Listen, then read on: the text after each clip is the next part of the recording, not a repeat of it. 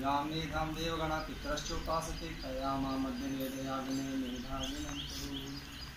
बहुत याद व सम्मान के योग्य आज की इस शोक सभा कार्यक्रम में सम्मिलित हुई बहन प्रेमलता, उनके साथ ही जिला जी और आज के यजमान भाई हरि सिंह जी और उनकी धर्मपत्नी सुशीला देवी जी और भाई दिलीप जी बैठे हुए हैं और सरपंच और कर्मणी जी हमारे बुजुर्गों मातृशक्ति नौजवान साथियों और प्यारे बच्चों, आप सब सुन रहे थे काफ़ी देर से बहन जी से और आप काफ़ी देर से बैठे थक भी गए होंगे क्योंकि बहन जी गुरुकुल में रहती हैं और जो जहाँ पर रहता है उसको वहाँ के बारे में ही ज़्यादा आभास होता है।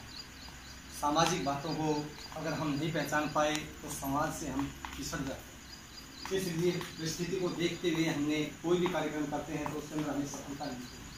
अभी आपने श्री देवग्रंथ जी के शांति यज्ञ का कार्यक्रम आज रखा और सभी आपके सगे संबंधी आए प्यारे सभी यहाँ पर पहुँचे। एक इसको शोक सभा कहिए चाहे इसको प्रेरणा सभा भी हम कह सकते हैं, क्योंकि यहाँ से हमें प्रेरणा मिलती है कि उन्होंने अपने जीवन में क्या किया, उसको देख करके हम भी उनके पदचिन्हों पर चल करके अपने जीवन को वैसा बना सकते हैं। तो इसलिए श्री देवग्रंथ जी का जीवन आपने पता है, वहाँ से लेकर के बैठ जाओ शाबाश बहुत। हाँ, तो उन्होंने जो शिक्षा दी, बच्चों को संस्कार दिए, वहाँ से लेकर के अगर आप अभी देखें तो योगेश जी हैं, बहन नीरज वगैरह हैं और इनके और पोते पोतियाँ हैं, तो उन तक भी अगर हम जाते हैं तो उनके अंदर भी इतने अच्छे संस्कार हैं कि वो सभी का आदर सम्मान किस ढंग से करते हैं उससे पता चल जाता है। हमारे ऋषियों ने 4 वर्ण आश्रम बनाए हैं और 4 आश्रमों के तहत हमारा जीवन होता है। अभी बहन जी ने बताया है, गुरुकुल की भाषा में बताया है, थोड़ा डीपली बताया है, तो आप समझ भी नहीं पाए कई बातें इस तरह से।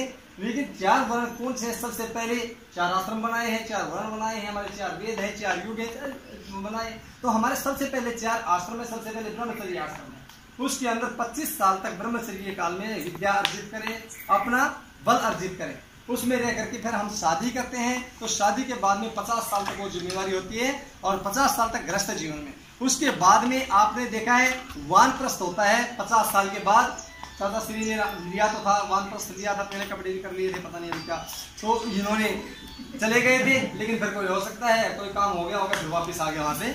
तो इस तरह से इन्होंने वानप्रस्थ है वो 75 साल तक होता है और 75 साल के बाद में संन्यास होता है लाल कपड़े करके, और हम उस तरह पूरी तरह यज्ञ में अपने आप को जीवन बना करके और परोपकार के कार्य करते हैं। गृहस्थ जीवन इसके अंदर ऋषियों ने बताया सबसे बड़ा है। गृहस्थ जीवन से बढ़ करके और दूसरा कोई आश्रम नहीं है। अब गृहस्थ आश्रम के अंदर कुछ नियम भी होते हैं, अगर हम उन नियमों का पालन नहीं करते हैं तो हम गृहस्थ जीवन में बहुत पीछे चले जाते हैं। गृहस्थ आश्रम तो बड़ा बता दिया, लेकिन उसका ड्राइवर तो बताया भाई गाड़ी के चलाने वाला है और हमारे सभी सवारियों को लेके जाएगा, लेकिन ड्राइवर ठीक नहीं है तो रास्ते में डुबो देगा हमारे को। इस तरह से गृहस्थ आश्रम के नियम बताए, 5 तो विशेष करके यज्ञ आपने करने हैं। सबसे पहले उठ करके परमपिता परमात्मा का ध्यान करो, क्योंकि ये सांस दी है परमात्मा ने, हमारे को शरीर दिया है, एक एक अंग की कितनी कीमत है। अगर कोई आपको कहे कि मैं 5 लाख रुपए दे दूं, आप मेरे को एक आंख दे दो अपनी, आपको देने के लिए तैयार नहीं होंगे। परमात्मा ने जो हमारे को एक एक अंग दिया है कितना कीमती है, इस शरीर की कितनी भारी कीमत है, लेकिन हमने कभी समझा नहीं। हम तो ऐसे आ गए जैसे भेड़ बकरी कुत्ता बिल्ली जैसे जन्म लेके आए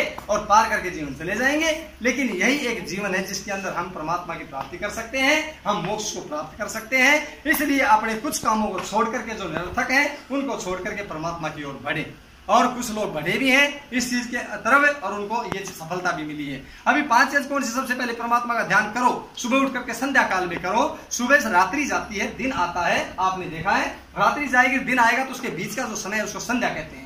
और उस काल में बैठ करके उस परमपिता परमात्मा का ध्यान करते हैं तो बड़ा